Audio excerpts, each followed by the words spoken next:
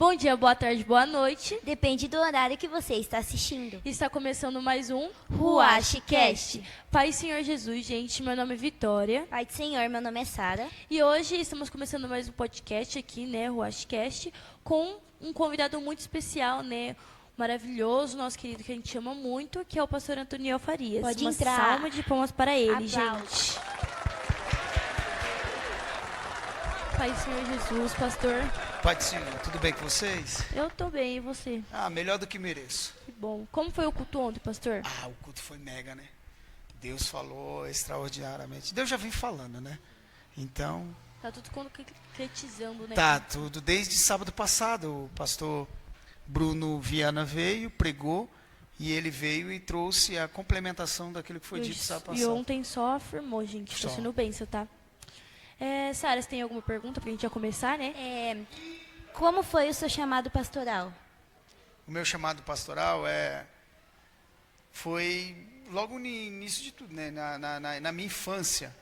Eu prego desde os meus 12 anos de idade. Eu tenho um pai que é esplêndido, pregador do evangelho, e ele sempre teve um sonho de ter um filho pregador. E eu me dediquei muito a isso. Então, desde a minha infância, sempre foi esse contato com a Você pregação. queria deixar ele orgulhoso, né? Sim, sim, de fato, até hoje, graças a Deus. Pastor, o que significa a cruz pra você? A cruz, ela não está simplesmente em palavras, né? Eu resumo a cruz em um ponto extraordinário.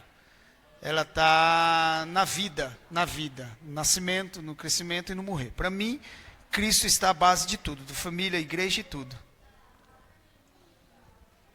Pastor, como que é uma rotina de um pastor? Você tem tempo pra si mesmo?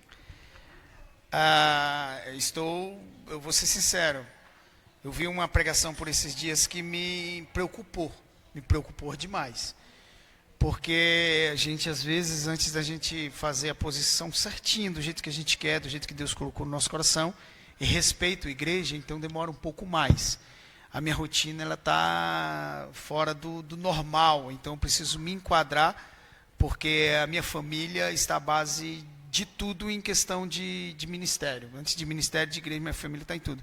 Então a minha rotina, ela não está tranquila ainda, mas eu creio que vai dar tudo certo em nome de Jesus. Então minha rotina é meio conturbada, muito conturbada, mas eu creio que até o final do ano vai dar tudo certo. Amém. O que um cristão precisa entender sobre a graça e a justiça? O que o cristão precisa entender sobre a graça e a justiça? A graça foi aquilo que foi falado na escola dominical, que a graça é favor imerecível, mas não é de graça.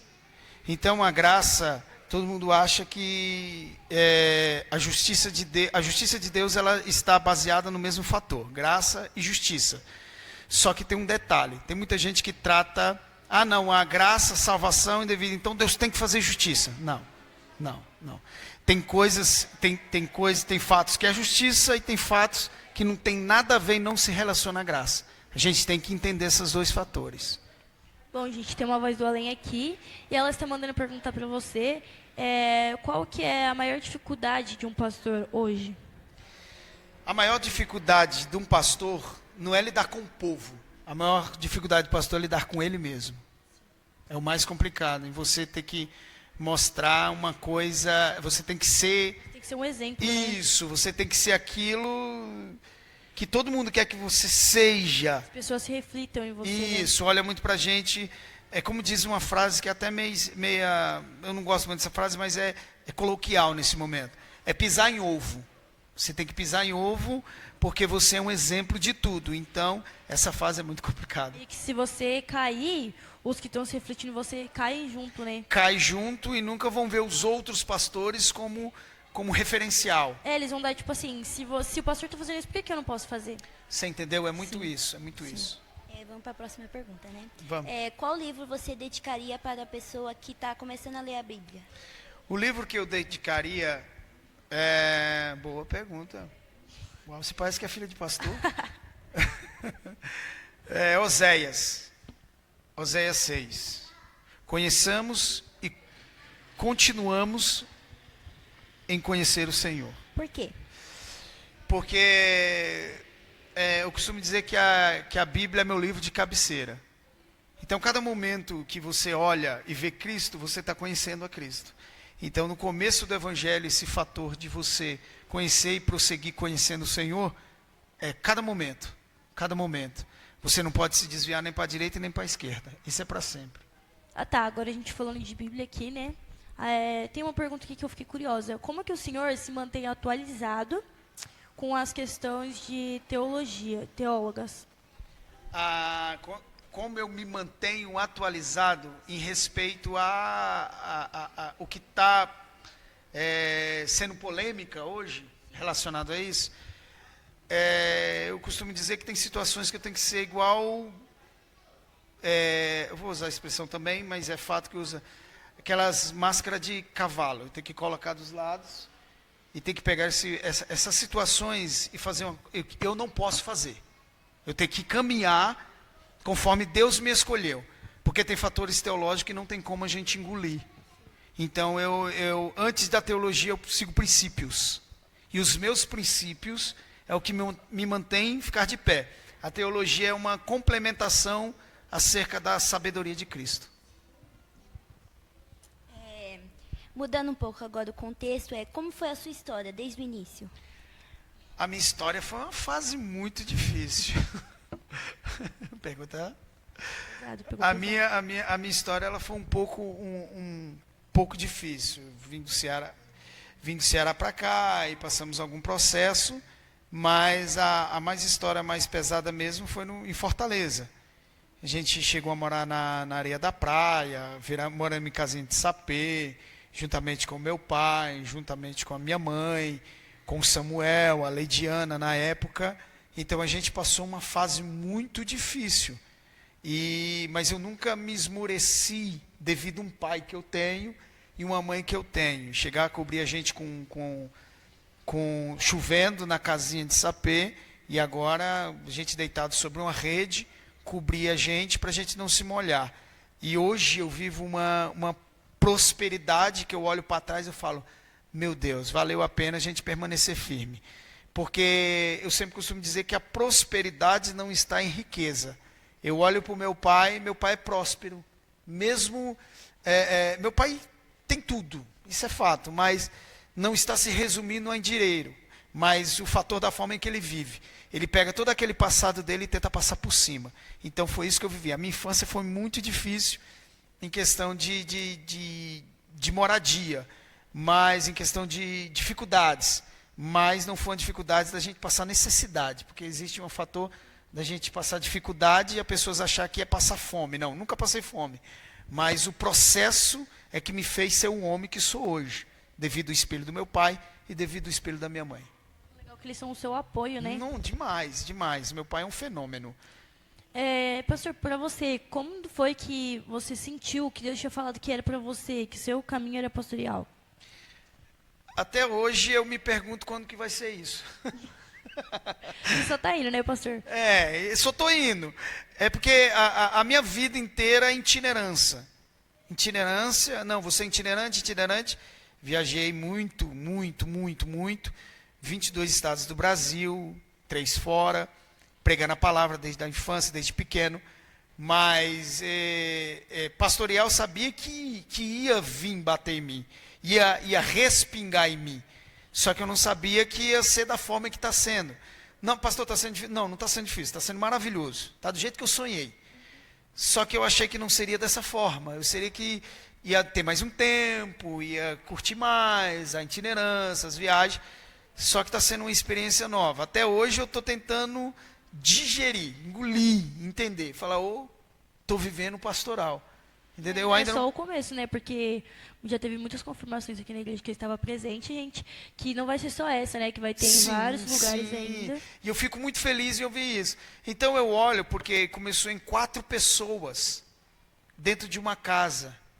E hoje eu tenho juventude que eu sou apaixonado. Eu tenho as irmãs que eu sou... A igreja em si minha, eu costumo dizer, eu falo isso em um termo simples, não egocêntrico. A igreja é minha. Eu olho para a minha igreja e falo, obrigado, Jesus. Porque toda vez que eu saio de casa, Eu falo, Jesus, eu estou indo lá porque tem pessoas que precisam. Então, se isso é viver um momento pastoral, está sendo a melhor fase da minha vida. Top, né? Você já sofreu alguma crítica como líder? Crítica? Desligou o seu microfone? Uma crítica. O Julinho, para ligar o microfone dela. Pega um outro aqui, ó, com fio mesmo. Bom, gente, vamos continuar. Sem perder a pose. Se eu já sofri uma crítica. Repete a pergunta, por favor. Se você já sofreu alguma crítica como líder? Se você já sofreu alguma crítica como líder? Se eu já sofri uma crítica como líder, como pastor, daqui, nossa, é terrível. Não, eu uso esse mesmo aqui, eu e ela. Até dá para Bia. Bia, acho que tem pilha aí. Uma crítica, já, eu acredito que já. E uma das críticas é dizer que a gente não ia conseguir, né? Ah, não vai dar certo. Será que vai dar certo? Será que vai? Ou uma crítica dizendo assim, a visão dele está muito errada. Já ouvi isso. Mas a visão não é minha. A visão é de Cristo. Então, essas críticas, Sara, pouco me importa. Porque essas críticas vão me fazer com que eu chegue em lugares que Deus está permitindo na minha vida. Então, essas crítica vem, para mim passa. Crítica vai ter todas as vezes. Crítica vai ter para você no processo do crescimento, crítica vai ter para a vitória. Então, para mim é só poeira. Uma coisa que incomoda, mas a gente não pode parar, né? Não pode parar principalmente pelo medo. Bom, pastor, falando agora aqui com crítica, porque eu acho que é um momento da sua fé que você fica meio que balanceado, né? Sim. Como é que você faz para manter a sua fé forte em momentos muito difíceis? Como eu faço para manter minha fé em momentos difíceis? Eu falo que eu não tenho uma esposa que é 50% do meu ministério. Eu falo que eu tenho uma esposa que é 100% do meu ministério. 100% literalmente do meu ministério. Então, toda vez que bate esse processo, eu tenho uma esposa que vem sempre para me animar. Tenho uma filha que vem sempre para me animar. E quando eu olho para elas, eu falo, não, tem que ser o herói delas. Em meio a toda essa situação, tem que ser o herói delas. Então, a Tati, para mim, ela é aquela que me motiva até onde eu estou hoje. Então, para mim, é de boa. Você tem uma pergunta, Sara? Quais são os seus maiores exemplos na vida espiritual? Maiores exemplos espirituais, primeiro é meu pai, né? Meu pai está no topo de tudo. Meu pai está no topo de tudo, para mim é um dos maiores exemplos que eu olho para ele e falo assim, não, tem que seguir esse cara. Porque meu pai era daquele que ele batia na gente, ele batia e dizia assim, você já viu fazendo isso? Aí a gente parava e dizia, não. Ele falou, então, você vai apanhar porque você nunca me viu fazendo isso. Então, meu pai é um dos maiores exemplos, tanto no caráter, como na vida, como no jeito de ser, como na forma. Então, para mim, meu pai é o maior exemplo. Agora eu vou mudar um pouco de assunto. Agora é um assunto bem polêmico, tá, gente? Desculpa, mas a gente vai ter que falar, porque o senhor está aqui, então a gente vai ter que falar. Qual foi a maior loucura que você já fez quando você estava na sua fase de adolescência, jovem? Em questão de querer dar uma voltinha, um rolezinho? É uma loucura, tipo, vou fazer isso porque eu quero, entendeu? Tá. Radical. Eu vou falar um negócio pra você. Porque a vida inteira foi crente, né? Sim. Nasceu crente, tá de pé crente, então pra mim, a vida inteira foi crente.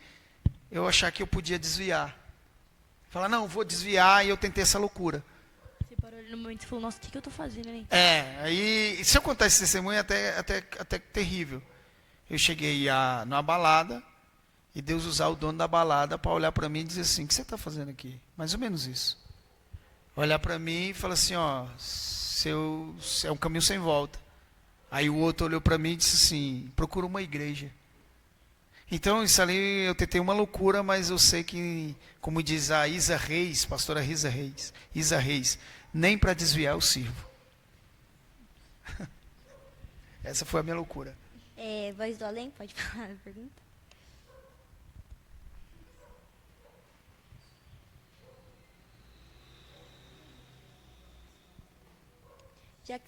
Já que você falou de jovens, né?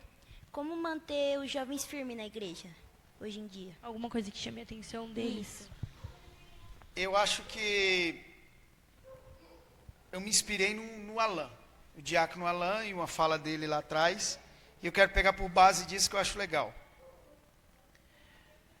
Daniel não precisou virar babilônico para poder segurar os crentes. Babilônia não precisou arrastar Daniel. Daniel só disse: eu não me contamino. Babilônia não precisou colocar uma melancia no pescoço para dizer: ó, vocês vão ter que ser como a gente. Não. Daniel só resolveu não se contaminar. Então é isso que eu falo sempre. Eu não preciso se contaminar. E para manter os jovens na posição que ele tem, eles têm que entender que para pegar exemplo não precisa pegar exemplo de fora. Eles têm que pegar exemplo de dentro. E para manter firme dentro da igreja, eles têm que perceber que a gente não precisa fazer macete, fazer subterfúgio para mostrar um evangelho diferente. O evangelho não é diferente. O evangelho, ele sempre foi o mesmo. Quem mudou foi a gente. Babilônia mudou, mas Daniel nunca mudou. Então eu não preciso mudar. Eu cuidei de jovens 10 anos. Foi 10 anos da minha vida. Passamos uns processos difíceis, era só eu e minha irmã, a Leidiana, que estava aqui no culto ontem. Para mim ela é fenomenal, aquela menina. Sempre me ajudou muito. E hoje eu olho para minha irmã e fico muito feliz em ver ela da forma que está hoje. Mas nunca precisei de macete para segurar os jovens. A gente não precisa fazer coisas para segurar os jovens. O que a gente precisa é só apresentar a palavra de Deus. É que eu estava estudando sobre Daniel, né? Aí eu parei para pensar, né? Que o problema não está na mesa. Que teve um pastor que pregou aqui, não lembro, gente, me perdoa, não lembro o pastor que foi para Israel, não lembro qual que foi o pastor, mas ele veio Alex. aqui. Ele veio aqui. Não foi esse, foi um não? outro. Ele veio de longe pregar aqui. E ele falou que ele foi lá, né? E ele falou sobre mesa, sobre sentar à mesa. Aí eu fui pegar para estudar, porque eu gostei muito dessa palavra sobre o Daniel. Aí eu juntei o Daniel e falei: o problema não está na mesa, o problema é a gente se contaminar com o que está na mesa. Uau. A partir do momento que a gente senta na mesa, igual o Daniel, ele colocou no coração dele, ele propôs no coração que ele não ia se contaminar. Eu acho que a gente tem que manter a lealdade, igual o Daniel teve na Babilônia, de não querer se contaminar. O problema não está na mesa. O problema não é eu ir no churrasco, ficar com a minha família. O problema é eu querer beber, me divertir, me interter com as pessoas, com o que está lá. A gente tem que se manter fiel. No meu estudo foi isso. Não, top, gostei. maravilha, isso mesmo. A gente tem que se manter fiel. Sim. Não é porque a gente está na... É porque as pessoas acham, até você mesmo que está assistindo a gente, acha que se sentar na roda dos escarnecedores é estar com as pessoas ímpias. Você está se contaminando. Isso, a gente tem que entender um pouco esse contexto. Você está na roda dos escarnecedores, não está baseado nisso, porque até dentro da igreja tem escarnecedor. Escarnecedor é o que fala, sim, o que critica, o que bate de frente em relação à palavra. Então até dentro da igreja tem escarnecedor. Então que escarnece relacionado à palavra. Porque não é porque eu estou com pessoas que eu preciso ser como eles. Sim. Não estou querendo dizer que também você é obrigado você ir numa festa, tipo, em Tabacaria, esse lugar, e você ficar lá. Não, porque isso está errado. Está errado, Mas você está lá, você está com a sua família no churrasco, tem pessoas que não se convertidas, eles estão bebendo. Se você pegar para falar um pouco de Deus, eles vão parar para te ouvir. Então a gente tem que colocar no nosso coração, igual o Daniel colocou, que ele não ia se contaminar. Então hoje eu levo muito pro meu coração para mim não se contaminar com o que está na mesa. Que conselho você daria para novos líderes e pastores? É isso? Que conselho que eu daria para os novos líderes e para novos pastores? Ouvir conselho. Ouvir conselho. Como ouvir conselho? Que eu sempre costumo dizer que só porque a gente se torna líderes e pastores, a gente acha que tem abuso de poder. Eu não posso ouvir ninguém. Eu não posso escutar ninguém. Mas a partir do momento que se a gente levanta pessoas para estar conosco, é sempre a gente ouvir um bom conselho. Como que você me refere a isso, pastor? Moisés, ele levantou 70 homens para o ajudá-lo. Então, se ele levantou 70 homens, é que ele precisa de pessoas para o orientar. Jesus levantou 70 homens para direcionar. Então, Jesus está dizendo assim, a partir desse momento, é vocês que vão fazer. Então, é esse conselho que eu dou para líderes, para pastores, ouvir mais conselho dos companheiros que estão do seu lado. Porque se você chamou, levantou, é porque você confia. Mas se você não ouve conselho, é porque não precisava você ter levantado. Pastor, agora a gente vai fazer um bate rápido, né? Que você responde, a gente pergunta e você responde. Rápido. Tá. Bíblia física ou app no celular? Como? Bíblia física ou app no celular? Bíblia física ou app no celular? A gente tem que se modernizar, isso é fato. Viver num processo de modernização. Mas eu acho que a Bíblia física é o que traz mais a identificação de quem que você é. Eu vejo o Alan toda vez ele chega com a Bíblia que parece um tijolo. Mas por onde ele passa, alguém vai olhar e vai dizer, aquele é crente. Então eu acho que a Bíblia é uma identificação. Mas para a gente fazer uma autoleitura, o celular também eu acho que não entendeu? O Lô tá levando as tábuas das leis. Isso. Verdade, os 10 mandamentos. Pergunta, né? Culto das 7 da noite ou 7 da manhã? Caramba! Responde rápido. 7 da noite. 7 da manhã, 7 rápido. da manhã, tem que ser rápido. 7 da noite. 7 da Por noite. quê? Por quê? Porque 7 da manhã, vamos falar do ser humano. Cansaço. Cansaço bate. Então ele já está na rotina 7 da manhã, 7 da manhã. Então ele, no 7 da noite, ele levanta 7 da manhã, vai fazer o que ele tem que fazer. E depois à noite ele está mais tranquilo para poder cultuar a Deus. Eu acredito nisso. Era essa a resposta. Bom, o que você diria em uma palavra a pastora Tati? Meu E Deus. o seu pai e a sua Sua família? mãe. E a minha filha não fala nada? Eu falei, sua filha. Ela falou Pode filha, você esquecer falou ela. família. Falar da Tati. Eu vou chorar. Oh, Tô meu brincando. Deus. Vou dar esse gostinho pra ela, não. Não vou dar gostinho pra ela. Falar da Tati. A Tati é meu porto seguro. Eu sempre falo isso. A Tati é meu porto seguro. Minha mãe mora longe, mas a Tati para mim é minha esposa, é minha mãe, é minha companheira, é minha amiga, é minha namorada. Para mim ela é tudo. Ela não é 50% do meu ministério, ela é 100% do meu ministério. Ela que me orienta, ela traz o meu norte. A Tati, ela traz o meu norte. É seu equilíbrio, né? Isso, ela é meu equilíbrio. Aí Nossa, veio um negócio aqui do céu e eu vou ter que falar, eu acho legal isso aqui. Por que a mulher ela não veio da cabeça? Por que a mulher não veio dos pés? Porque ela não veio da cabeça para ela não sentir dominante. Ela não veio dos pés para o homem não sentir dominante. Mas ela veio do lado. Porque parceria não anda em cima, parceria não anda embaixo. Uau. Parceria anda do lado. Uau. Uau. Uau. Obrigado, Deus. Então a Tati é minha seu costelinha. pai, sua mãe. Ela vai te matar. Vai. Meu pai e minha mãe. Meu pai e minha mãe foi o que me deu os primeiros passos.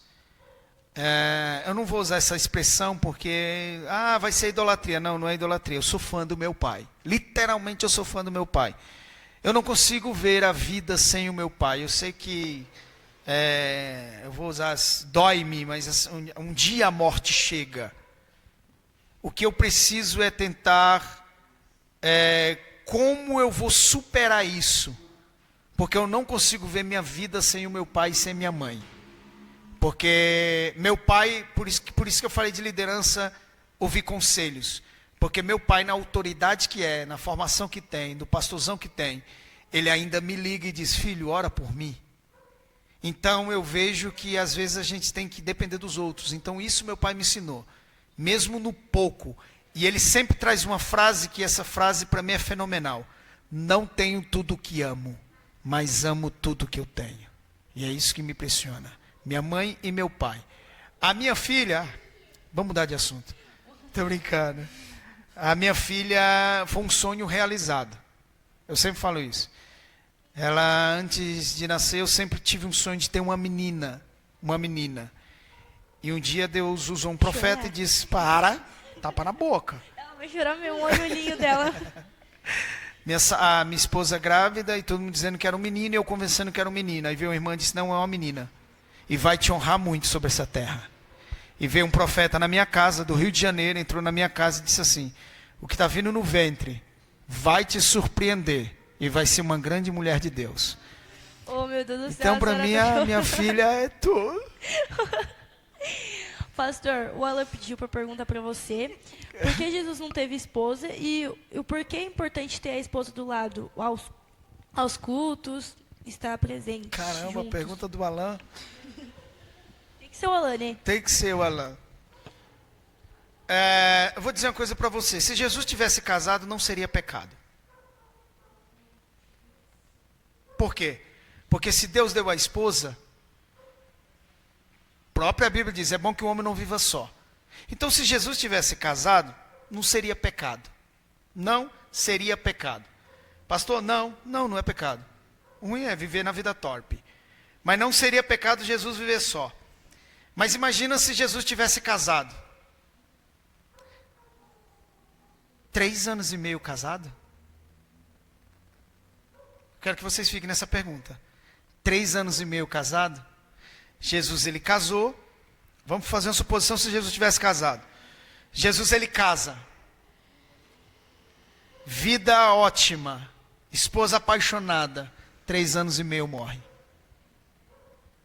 Como seria a vida dessa esposa? Eu estou falando uma visão...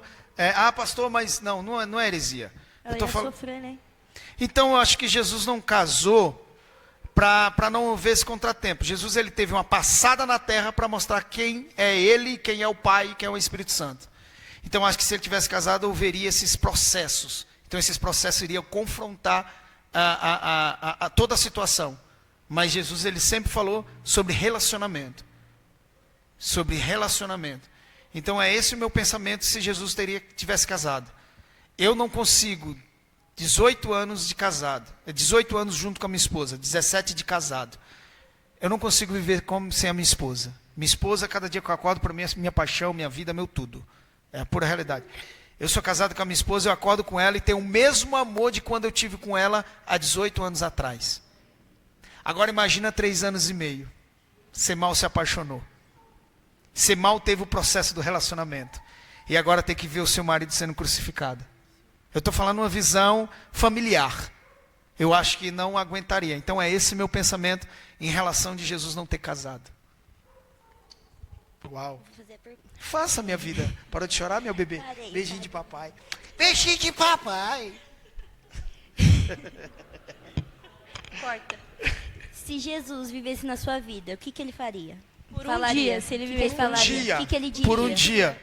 O que ele diria de Antoniel Farias por um dia? Ele ia subir no céu e dizer, mata, pelo amor de Deus. Mata.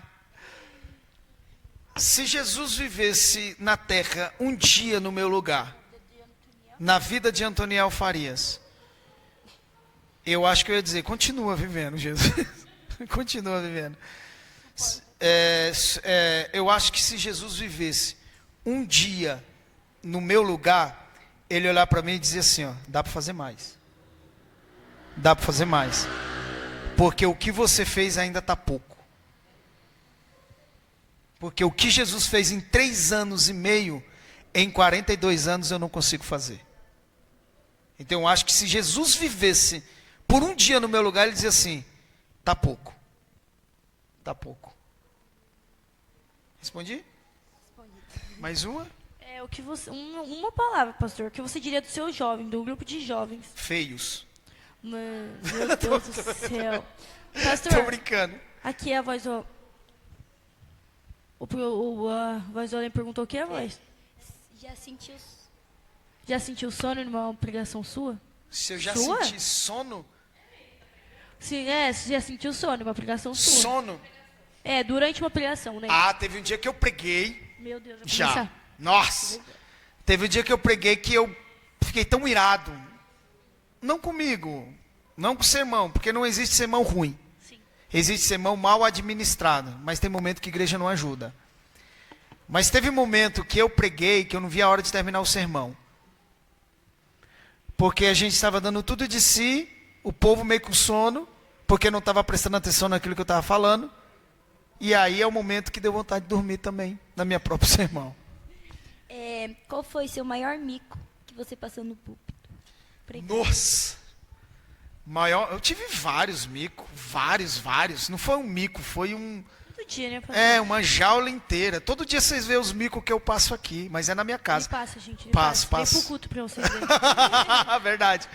Mas um dos maiores micos que eu passei foi eu pregando no amigo meu, apóstolo Anderson. Lá em Morato. Ele vai lembrar disso aqui. Lá em Morato. Eu esqueci o nome da igreja. Era num congresso, eu fui fazer uma simulação. Eu fui fazer uma atuação no meu sermão. E aí no que eu fui fazer uma atuação no meu sermão, fui sentar na cadeira, a cadeira quebrou. Aí eu caí com as pernas para cima, assim. Ó. E aí eu continuei o sermão, mas não da mesma cara que eu comecei, né? Pastor, aqui, uma vez eu fiz uma pergunta muito engraçada, né? E uma pergunta muito boa. Porque nosso pastor, pra quem não sabe, ele joga muito bem futebol. A voz do além aqui, gente, perguntou se você fosse montar um time de futebol com os personagens bíblicos, quem estaria no ataque, na defesa, quem que você chamaria pra estar lá com você? Pergunta da hora, hein? Alain, foi a Stephanie, foi a voz do Alain. Foi você, não, a voz do Além, você tá vendo? A voz do Além, né, Stephanie? A voz do Além. Ok, Sombra. Cara, vamos lá. Rápido, tem que ser rápido. Tá. No ataque. Pro gol. Goleiro. Pra Cássio. goleiro. O Cássio. Cássio. Pro gol, eu colocaria Salomão. Porque Salomão seria um bom estrategista no gol. Na zaga, eu colocaria Josué e Moisés. No meio de campo, como lançador, tal, ponta e tal, eu acho que eu colocaria Pedro e João. Por quê? Porque eles tinham muita estratégia de pesca, então eu acho que eles eram inteligentes também nesse ponto.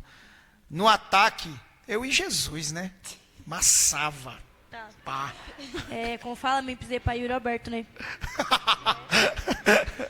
Como é que é? Memphis Depay e Yuri Alberto. Melhor Verdade. dupla, Stephanie fala que eles são. Tá vendo? Entendi. Pra gente tá encerrando já, né? Você nem respondeu dos jovens, né, pastor? Falei assim. Não, na hora que eu falei. Falei assim. Mas na hora que eu falei, feio, aí você já mudou de assunto. Não, eu falei assim, que Tá, você vai ser deixa eu jovem, falar você. do- Aí você, feio, eu falei, que? Aí a voz do Ali já falou, fala a outra. Ah, tá, Entendeu? entendeu. Essa voz do Além também não queria resposta, ficou chateada. Vai, pode Vamos falar. lá.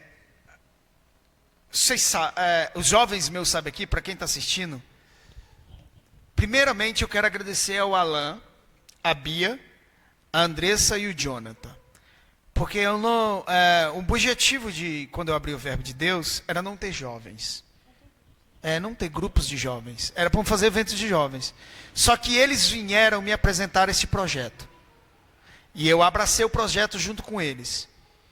E o meu maior prazer, não é porque vocês estão aqui na escola dominical, nos cultos, mas o meu maior prazer é quando eu olho para vocês e vejo vocês. Tem uma diferença, eu expliquei acerca do amor hoje, os 4 tipos de amor. Há uma diferença, é claro, entre minha filha e os demais e os jovens. Mas para mim vocês são como uns filhos para mim. Se falta falta uma perna, um membro. Então para mim os jovens para mim é tudo. Eu tô igual aquele vídeo do Instagram, eu seguro aqui no braço, chorando e digo, quem tocar em vocês eu bato. A gente vai gravar esse vídeo, tá, gente? Tá. Pode perguntar, sério. Para encerrar, Tá. como que é? O que você sonha ainda em viver no seu ministério? O que eu sonho em viver no meu ministério é eu chegar no culto bem velhinho, sério mesmo. Aqueles velhinhos bem zoadinho, tá ligado? Bem zoadinho. Chegar no culto, chapeuzinho todo zoado, entrar no culto e a igreja sendo minha. E pessoas olhando, grandes pregadores dizendo assim, ó, cuidado que esse velho é zica, mano. Não solta o microfone na mão dele não, que nunca mais você prega nesse lugar. Ele atrapalha toda essa mensagem, que o bicho prega. Então é esse meu objetivo. Tá bem veinho, sentado assim. Não, tá bem... Ser respeitado, né? Isso, bem veinho assim, todo mundo diz assim, é esse o Antoniel Farias? Vixe, vai ser difícil pregar dele. Não, mas tá bem veinho. Então, Não mexe com o velho não, que o velho é zica. Entendeu? É o respeito. Eu acho que o respeito para mim é a melhor coisa que tem depois de velho. E a Voz do Além, né, para encerrar, ela falou para você deixar um recado para os pastores, uma frase, né, para encerrar aqui. Ai. Não, paz. Uma frase para os pastores. Ouve conselhos. Ouve conselhos. Porque hoje as igrejas estão se desfazendo por falta de conselhos. Por causa do alter ego. Dizer, não, a igreja é minha. Ouve conselhos. Porque as pessoas que estão mais do teu lado é o que pode te dar conselho e fazer com que a tua igreja levanque. E eu sempre trago essa teoria que eu gosto de ouvir muito conselhos, principalmente dos que estão ao meu derredor. É essa frase que eu tenho para vocês. Ouve conselhos de quem está do teu lado.